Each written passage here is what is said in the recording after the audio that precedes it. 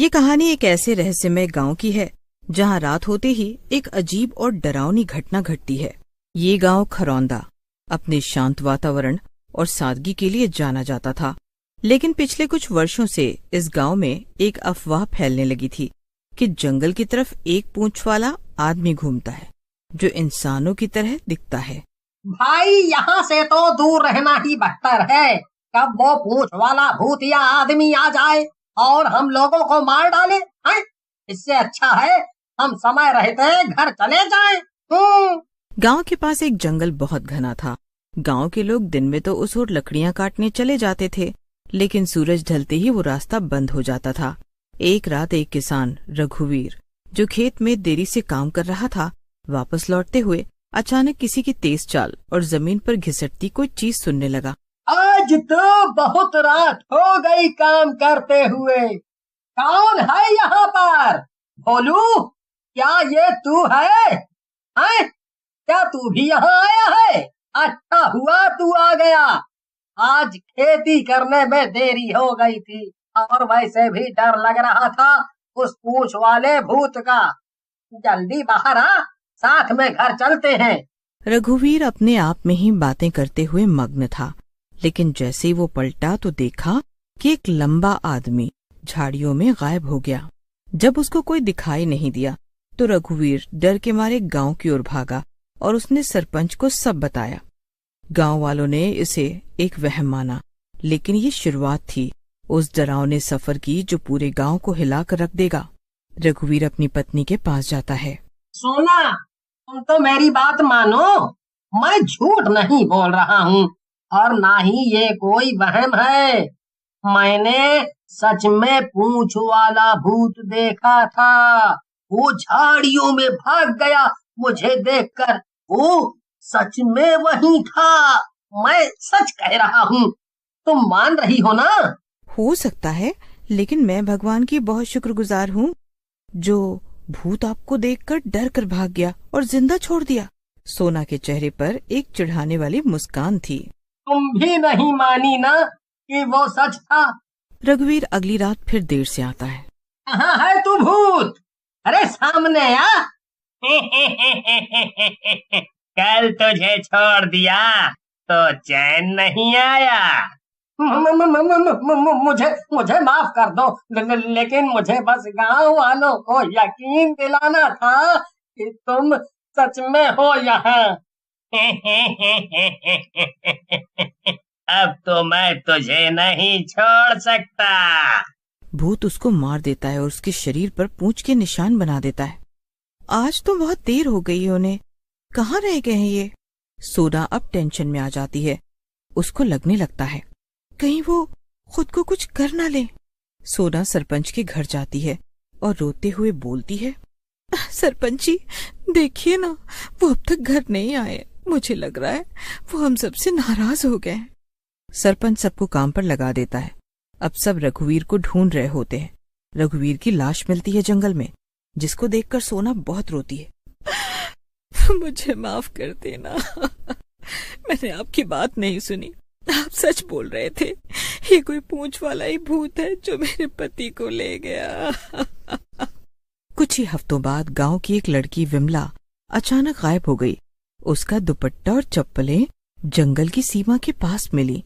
Police आई, खोजबीन हुई, लेकिन विमला का कोई पता नहीं चला।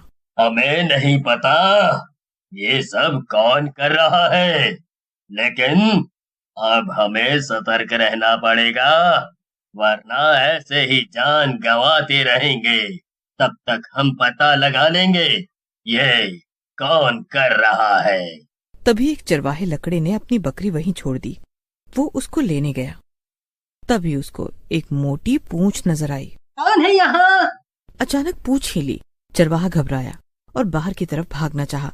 तभी उसकी बकरी को एक ही बार में पूंछ वाले भूत ने कूद कर खा लिया।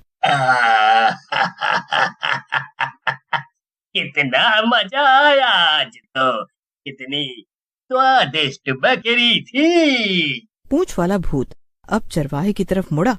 चरवाहा डरा, लेकिन वो डर कर भी भाग नहीं पाया। उस भूत के डर से चरवाहे को दिल का दौरा पड़ा और वो वहीं मर गया। फिर पूंछ वाला भूत उसे भी पेट भर खाता है और मन भरने पर बाकी शरीर वही। गांव में फिर शोर हुआ। मैं बोल रही हूँ वो भूत है, तुम लोग समझो। लेकिन लोगों ने सोचा शायद ये कोई जानवर हो। लेकिन फिर दूसरे दिन गांव के मंदिर के पीछे एक दीवार पर खून से लिखा था, मैं लौट आया हूँ। अब सबके दिलों में डर का माहौल था। सबके चेहरे पर एक डर रहता। गांव की औरतें अब रात को बाहर नहीं निकलती थीं। मवेशी रात में गायब होने लगे। अब तो ना सो पाते हैं, ना ही घूम पाते हैं, बहुत डर लगता है। तुम सब डरो नहीं, मैंने बाबा को बुलाया है। गांव में साधु बाबा को बुलाया गया, जिन्होंने बताया, ये कोई आम आत्मा नहीं है। तो ये क्या है बाबा? ये आत्मा किसी जानवर और इंसान के बीच की यातना से बनी है। इसकी पूंछ इसकी पहचान है। इसे बांधा नहीं जा सकता। इसे केवल उसकी पीड़ा समझकर शांत किया जा सकता है। अब पूंछ वाला आदमी केवल रात में ही नहीं बल्कि दिन में भी दिखाई देने लगा। लोग गायब हो रहे थे। पुलिस ने पूरे जंगल को घेर लिया, लेकिन वो हर बार बच निकलता। फिर एक दिन गांव के स्कूल के पास एक सीसीटीवी कैमरा लगाया गया, जिसमें एक लंबा बालों से भरा भूतिया आदमी दिखा। उसकी पीठ से लटकी पूंछ जमीन तक पहुंच रही थी। शिवगढ़ गांव के लोग उस पगडंडी की बात करते हुए थर थर कांपते हैं। कहते हैं जो भी उस जंगल में गया कभी वापस नहीं आया, और अगर आया भी तो पगला गया। एक दिन गांव का एक नौजवान लड़का सुनील, जो खुद को बहुत बहादुर समझता था, उस पगडंडी पर अकेले जाने की जिद कर बैठा। लोगों ने बहुत मना किया, लेकिन वो नहीं माना। जंगल में दोपहर तक तो सब कुछ सामान्य था, पक्षियों की आवाज, हवा की सरसराहट। लेकिन जैसे ही शाम का समय हुआ, वातावरण बदल गया। अचानक पूरा जंगल शांत हो गया, और तभी सामने की झाड़ियों में कुछ हिला। सुनील की सांसें थम गई। उसने देखा एक लंबा सा भूतिया आदमी, और पीठ से निकली मोटी काली पूंछ। वो कांपता रहा। वो भूतिया पूंछ वाला आदमी धीरे धीरे आगे बढ़ा। उसकी आंखें लाल थी। वो सुनील के पास पहुंचा और एक झटके में सुनील को खत्म कर दिया। उस दिन के बाद शिवगढ़ का कोई भी व्यक्ति उस रास्ते की तरफ नहीं गया। लेकिन ये कहानी यहीं खत्म नहीं होती। करीब 2 महीने बाद गांव में एक नया परिवार आया। रामलाल, उसकी पत्नी और छोटी बेटी गुड़िया। उन्हें गांव की उस डरावनी मान्यता पर विश्वास नहीं था। अरे भूत वूत कुछ नहीं होता, ये तो दिमाग की उपज है। पहली रात तो ठीक रही, लेकिन दूसरी रात गुड़िया की चीखें पूरे गांव में गूंजी। गांव वाले दौड़कर रामलाल के घर पहुंचे। गुड़िया कोने में सिकुड़ी बैठी थी, थर थर कांप रही थी। उसकी कांपती आवाज में सिर्फ एक शब्द निकला, पूछ। गांव की सबसे बुजुर्ग महिला दया कुंवर ने सबको बुलाकर बताया, ये पूंछ वाला भूत कोई आम आदमी नहीं है। ये उस आदमी की आत्मा है जो 100 साल पहले इसी गांव में रहता था। उसे गांव वालों ने बंदर समझकर मारा था, क्योंकि उसकी पीठ से पूंछ निकलती थी, और वो किसी और जानवरों में चला गया। अब वो बदला लेने लौटा है। गांव में डर फैल गया।